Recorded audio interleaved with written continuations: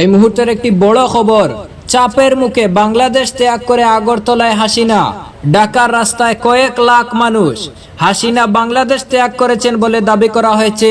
BBC report অনুযায়ী দাবি করা হচ্ছে হাসিনা হেলিকপ্টার করে আগরতলার উদ্দেশ্যে রওনা দেন। হাসিনার সাথে ছিলেন তার বোন শেখ রেহানা সহ পরিবারের সদস্যরা। বাংলাদেশে গণ অভ্যুত্থানে সম্ভবত পদত্যাগ করেছেন শেখ হাসিনা।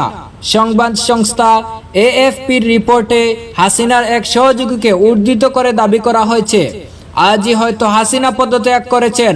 এদিকে এই জল্পনার মধ্যেই সোশ্যাল মিডিয়া সেনার প্রতি বার্তা দিয়েছেন হাসিনার পুত্র। এদিকে হাসিনা বাংলাদেশ ত্যাগ করেছেন বলে দাবি করা হয়েছে। বিবিসি রিপোর্ট অনুযায়ী দাবি করা হচ্ছে হাসিনা হেলিকপ্টারে করে আগরতলার উদ্দেশ্যে রওনা দেন।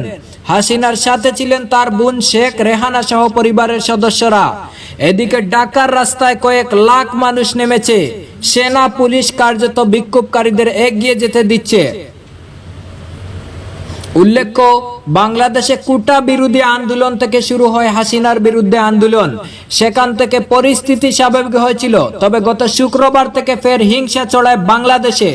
এদিকে বাংলাদেশের সংবাদপত্র প্রথম আলোর রিপোর্ট অনুযায়ী গতকাল রবিবার আওয়ামী লীগ ছাত্রলীগের নেতাকর্মীদের উপরে জায়গায় জায়গায় হামলা চালানো হয়েছিল। অন্তত 14টি জায়গায় মন্ত্রী এবং ক্ষমতাসীন দলের সংসদদের উপরে হামলা হয়েছে।